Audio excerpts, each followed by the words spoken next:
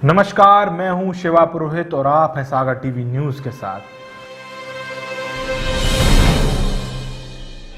आज बात उस नेता की जो शिक्षक से सांसद बना और फिर बीड़ी बनाने लगा। बात उस नेता की जो बीड़ी मजदूरी करता था और अपनी जिंदगी का एक बड़ा हिस्सा इन्हीं बीड़ी मजदूरों की लड़ाई लड़ने में गुजार दिया। बात उस नेता की जो पंडित दीनदयाल उपाध्याय और अटल बिहारी जैसे नेताओं के साथ राजनीति करता था और डॉक्टर अंबेडकर को अपना आदर्श मानता था। एक नेता जिसने चुनाव में अपने जिस प्रतिद्वंदी को मात दी थी, बाद में उसी के नाम पर अपनी बेटी का नाम रखा।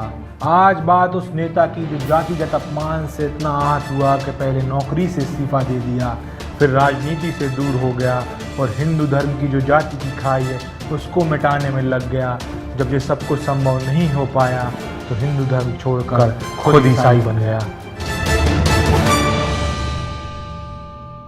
राजनीति के दिलचस्प किस्सों के साथ मुद्दे की बात में आज बात पूर्व सांसद राम सिंह बीए की।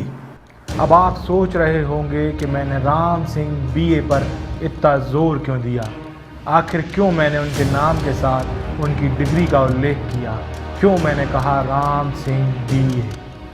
दरअसल इसके पीछे एक कहानी है। दरअसल आज की पूरी कहानी इसी बीए डिग्री के इर्द गिर्द घूम रही है और आपको मैं इस कहानी को सुनाऊं उससे पहले मुझे आपको ले चलना होगा अतीत में, और अतीत के पन्नों को एक बार फिर पलटना होगा।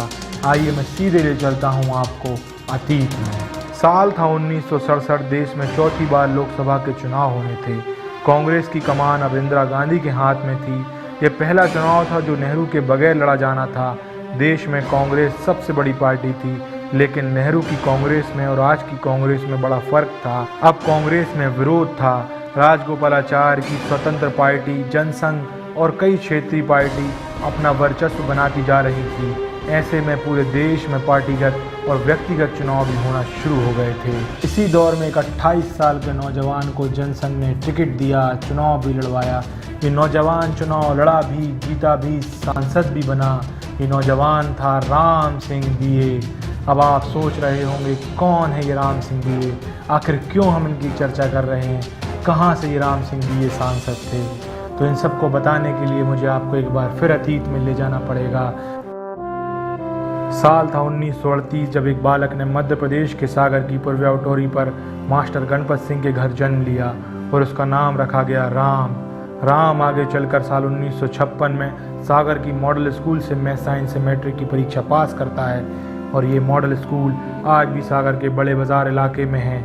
इसके बाद फर्स्ट ईयर करने के बाद पढ़ाई को बीच में ही ड्रॉप कर वो खुद शिक्षक बने। लेकिन इस दौरान जीवन की दो घटनाओं ने, यानी अपनी भाषा में कहूँ तो दो किस्सों ने उनकी ज़िंदगी बदल दी। पहला किस्सा ये कि जब वो टीचिंग का कार्य किया करते थे तो स्कूल के नज़दीक में एक चाय की दुकान हुआ करती थी। इस चाय की दुकान पर वो अक्सर चाय पीने जाया करते थे। एक रोज़ जब यहाँ चाय पीने पहुँचे तो कुछ लोग कानाफूसी कर रहे थे। बाद में जब उन्होंने पता किया कि आखिर ये लोग क्या बात कर रहे हैं तो मालूम हुआ कि वो लोग उनकी जाति को लेकर अपमानजनक बातें कर रहे थे। इन लोगों का कहना था या तो इन्हें चाय नहीं दी जाए या चाय दी जाए तो इनका गिलास अलग हो। इस बात को उन्होंने नज़रअंदाज किया और वे चुप रहे। लेकिन इसके बाद जब दूसरा किस्सा कुछ यूँ हुआ, जिस स्कूल में वो पढ़ाया करते थे उसके शिक्षक उनको कुर्सी पर बैठने को लेकर कानाफूसी करते थे। कई बार उन्हें बैठने के लिए कुर्सी भी नहीं दी जाती थी। इन सब से तंग आकर राम सिंह ने एक दिन गुस्से में आकर इस्तीफा दे दिया, यानी नौकरी छोड़ दी। करीब 1.5 साल नौकरी करने के बाद राम सिंह ने अपनी नौकरी से इस्तीफा दे दिया था, यानी अब राम सिंह शिक्षक नहीं रहे। तो इससे हासिल हुआ क्या? आखिर राम सिंह के इस्तीफे के बाद क्या राम सिंह को उसका सम्मान वापस मिल गया? बात करेंगे इस पर भी, लेकिन अभी बात करते हैं उस 23 साल के नौजवान की, उस राम सिंह की जो अब 23 साल का हो चला था, कि आखिर अब राम सिंह की ज़िंदगी में क्या होने वाला था। साल था 1962। 23 साल के नौजवान राम सिंह के साथ हुई इन दो घटनाओं के बाद उनकी ज़िंदगी में बड़ा बदलाव आया और इसके बाद पढ़ाई को बीच में छोड़ चुके राम सिंह ने दोबारा पढ़ाई करने का मन बनाया और बीए की पढ़ाई में दाखिला ले लिया, जहां उन्होंने शोषित वर्ग के लिए एक यूनियन बनाकर उसका नेतृत्व किया।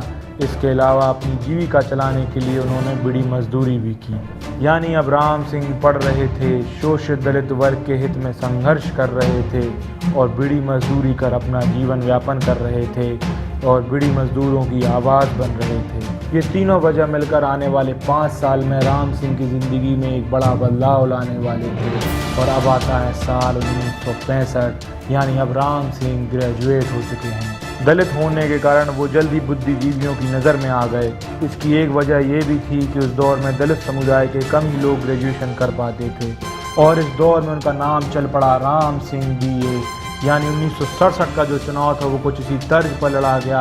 आप इस बात से अंदाज़ा लगा सकते हैं कि चुनाव कैंपेन के दौरान जो दीवारों पर जो पेंट किया गया उसमें साफ लिखा गया कि जनसंघ के योग्य कर्मठ लगनशील प्रत्याशी हैं राम सिंह BA, इन्हें अपना अमूल्य मत देकर विजय बनाएं।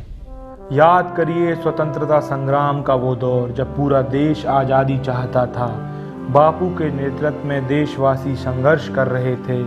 इसी संघर्ष में बुंदेलखंड के एक छोटे से गांव बोथराय की, जो कि दमोह जिले के पथरिया में आता है, वहां की एक महिला बढ़ चढ़कर हिस्सा ले रही थी। ये थी स्वतंत्रता संग्राम सेनानी सहोदराबाई राय। इन्होंने सन 1935 में गोवा मुक्ति आंदोलन में भाग लिया और आज़ादी के लिए संघर्ष करती रहीं। आप इनकी शख्सियत का इस बात से अंदाज़ा लगा सकते हैं कि सागर में जो आज पॉलिटेक्निकल कॉलेज है इन्हीं के नाम पर है, सहोदराबाई राय पॉलिटेक्निकल कॉलेज। वैसे तो ये 2 बार कांग्रेस के टिकट से साल 1971 और 1980 में सांसद रहीं। इनका कांग्रेस में बड़ा नाम था, जलजला था, तेज तर्रार थी, मतलब कांग्रेस का दलित चेहरा थी। सागर लोकसभा सीट से पिछले 3 बार से कांग्रेस का ही दबदबा चला आ रहा था, यानी पिछले 3 बार से कांग्रेस के ही प्रत्याशी यहाँ से जीत रहे थे। साल 1951 में जहाँ सोदिया खूबचंद सिंह यहाँ से जीते, इसके बाद साल 1957 और 1962 में पंडित ज्वाला प्रसाद जोशी यहाँ से कांग्रेस के टिकट पर ही सांसद बने थे। मतलब ये था कि सागर लोकसभा सीट पर कांग्रेस का ही कब्जा चला आ रहा था। लेकिन इसके बाद साल 1967 में ये सीट SC/ST के लिए रिजर्व हुई। सभी पार्टियों को प्रत्याशियों की तलाश थी। कांग्रेस के पास तो फ्रीडम फाइटर सहोदराबाई राय का चेहरा था, जो दबंग थीं, अपनी बात पूरी ताकत से रखती थीं, लोकप्रिय थीं।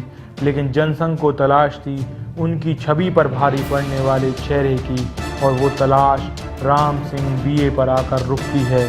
जनसंघ ने राम सिंह BA को अपना टिकट दिया और सागर लोकसभा सीट के लिए अपना प्रत्याशी बनाकर मैदान में उतारा। अब सवाल उठता है कि जनसंघ ने राम सिंह को ही टिकट क्यों दिया? क्या जनसंघ के पास और कोई मजबूत प्रत्याशी नहीं था?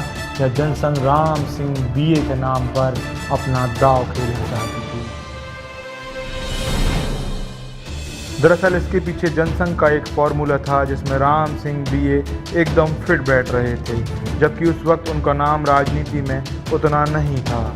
उनके अलावा जब राम सिंह को जनसंघ से टिकट मिल रहा था तब उनके साथ अमर खटीक भी प्रबल दावेदार थे। अमर खटीक आज के मोदी सरकार के राज्य मंत्री, टीकमगढ़ के वर्तमान सांसद, इससे पहले सागर लोकसभा सीट से सांसद रहे वीरेंद्र कुमार के पिता हैं।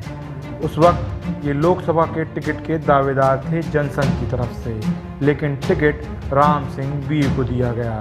राम सिंह BA को टिकट मिलने की 3 बड़ी वजह मानी जाती थी। एक तो जनसंघ को कोई युवा चेहरा चाहिए था जो दलित वर्ग के लिए पहले से काम कर रहा हो। तो राम सिंह मध्य प्रदेश शोषित वर्ग स्टूडेंट यूनियन के नाम से दलित और शोषित वर्ग के लिए एक स्टूडेंट यूनियन बनाकर काम कर रहे थे। दूसरी वजह, जो सबसे बड़ी और प्रमुख वजह थी राम सिंह को टिकट दिए जाने की, दरअसल जनसंघ को उस वक्त तलाश थी एक नौजवान की जो ग्रेजुएट हो, क्योंकि जो सामने प्रत्याशी कांग्रेस का था यानी सहोदराबाई राय पढ़ी लिखी नहीं थी। उनका नाम था, चेहरा था, प्रसिद्ध थी, लेकिन कमज़ोरी उनकी ये थी कि वो पढ़ी लिखी नहीं थी। इसी कमज़ोरी का फ़ायदा उठाकर जनसंघ एक नौजवान को टिकट देकर, जो कि पढ़ा लिखा था, मैदान में उतारना चाहती थी। और उन्होंने किया भी कुछ ऐसा ही। उस दौरान चुनाव कैंपेन के दौरान उन्होंने इस बात को जमकर प्रमोट किया और वोटरों को ये बात बताने में कामयाब रहे कि उनका कैंडिडेट पढ़ा लिखा है। यहाँ अब आप समझ गए होंगे कि मैं राम सिंह BA की रट क्यों लगाए हुए था। BA की डिग्री ही थी राम सिंह की, जिसने उसे टिकट दिलाया और जीत भी दिलाई और उन्हें सांसद बनाया। इसके अलावा जो तीसरी बड़ी वजह थी जिस कारण राम सिंह को टिकट दिया गया वो ये थी कि वो खुद बीड़ी बनाया करते थे। दरअसल शिक्षक की नौकरी छोड़ने के बाद उन्होंने अपना जीवन यापन करने के लिए बीड़ी बनाना शुरू कर दिया था। इस दौरान वो बीड़ी मजदूरों के लिए आवाज़ भी बनने का काम किया करते थे। सागर लोकसभा में उस दौरान बीड़ी मजदूर बहुत बड़ी संख्या में थे और राम सिंह जनसंघ के इस फॉर्मूले में इन्हीं 3 वजह से फिट बैठ रहे थे। इसलिए जनसंघ ने उन्हें टिकट दिया और सहोदराबाई के खिलाफ मैदान में उतार दिया। चुनाव हुए और नतीजे आए।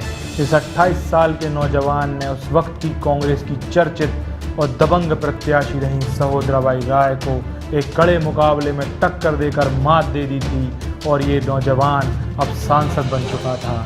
जी हाँ, अगले 3 साल 10 महीने के लिए सागर लोकसभा सीट से राम सिंह बीए सागर से सांसद थे। अब सवाल उठता है कि इस दौरान यानी 3 साल 10 महीने तक ऐसा क्या हुआ सागर के लिए जिस कारण हम राम सिंह बीए जो उस वक्त के सांसद थे उनको याद करें। तो इसके जवाब के लिए हम ले चलते हैं इस दौर में आपको जब सागर में बीड़ी उद्योगपतियों का बोलबाला था। यहाँ अधिकांश घरों में बीड़ी मजदूरी हुआ करती थी। गरीब वर्ग बड़ी तादाद में था।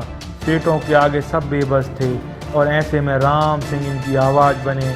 संसद में इनकी आवाज़ उठाई और साल 1968 में एक प्राइवेट मेंबर बिल भी संसद में पेश किया और पढ़ा जिसकी कई मांगें मान ली गईं, लेकिन बिल को विड्रॉ करना पड़ा। इसके अलावा आज के सागर लोकसभा क्षेत्र में जो इंजीनियरिंग कॉलेज हैं, जो मेडिकल कॉलेज है, वो उस वक्त सांसद राम सिंह की प्रमुख मांग थी जो कि आज यथार्थ है।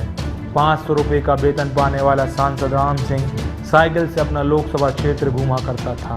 पार्टी मीटिंग में उस समय जनसंघ के कई नेता जैसे पंडित दीनदयाल उपाध्याय, अटल बिहारी वाजपेयी जैसे बड़े नेताओं के सामने बात रखता था, उनके साथ राजनीति किया करते थे। इसके अलावा अम्बेडकर को अपना आदर्श मानने वाले राम सिंह दलित शोषित वर्ग की आवाज़ थे और समानता के अधिकार की लड़ाई लंबे वक्त तक लड़ते रहे। अपने कार्यकाल में उन्हें अच्छी खासी इंग्लिश होने की वजह से काफ़ी तवज्जो मिलता था और एक बार उन्हें 8 दिन के लिए जापान, सिंगापुर, थाईलैंड की यात्रा पर जाने का मौका भी मिला। कुल मिलाकर सांसद के कार्यकाल के दौरान सांसद राम सिंह पर जो बन पड़ा वो उन्होंने किया, लेकिन 3 साल 10 महीने के बाद जब वो सांसद नहीं रहे, उनका कार्यकाल पूरा हो गया, फिर उन्होंने क्या किया, ये एक बड़ा सवाल है। इस सवाल का जवाब भी उतना ही दिलचस्प है जितना उनका राजनीति में आना और चुनाव लड़ना। बात साल 1971 की, जब उनका कार्यकाल खत्म हो गया था। उनके पास 2 विकल्प थे। पहला तो ये कि वो राजनीति में रहकर चुनाव लड़कर फिर दिल्ली में जाएं और सागर लोकसभा की आवाज़ बने, और कोई होता तो करता भी यही, लेकिन उन्होंने अपना खुद का तैयार किया हुआ दूसरा रास्ता अपनाया और समाज सेवा के जरिए बीड़ी मजदूरों, शोषित वर्ग के लिए काम करने की ठानी और धीरे धीरे सक्रिय राजनीति से दूर होकर सामाजिक कार्यों में आगे बढ़ गए। राम सिंह जब नौजवान थे तब इनकी ज़िंदगी में बड़े रोचक मोड़ आया करते थे, जैसा कि मैंने आपको अपने किस्सों में सुनाया भी। लेकिन जब ये बुज़ुर्ग हुए तब इनकी ज़िंदगी में एक और रोचक मोड़ आया और अचानक से ये अखबारों की, टीवी चैनलों की सुर्खियां बन गए। एक रोज़ एक अखबार में खबर छपती है कि पूर्व सांसद राम सिंह ने अपना धर्म परिवर्तन कर लिया है। उन्होंने ईसाई धर्म को अपना लिया है, हिंदू धर्म को छोड़ दिया है। ये खबर लगते ही कुछ पत्रकार उनके घर के सामने उनका इंटरव्यू लेने पहुंचते हैं। उन पत्रकारों में से एक पत्रकार मैं भी था। हम जानना चाहते थे, उनका इंटरव्यू करना चाहते थे कि आखिर उन्होंने इतना बड़ा कदम क्यों उठाया। इस सवाल के जवाब में जो हमें सुनाई दिया वो ये कि एक पूर्व सांसद अपने अंदर जाति को लेकर हुई असामान्यताओं के कारण कितना दुखी था। डॉक्टर अम्बेडकर को अपना आदर्श मानने वाले पूर्व सांसद राम सिंह ने, जो कि अब बुज़ुर्ग हो गए थे, अचानक ईसाई धर्म अपना लिया।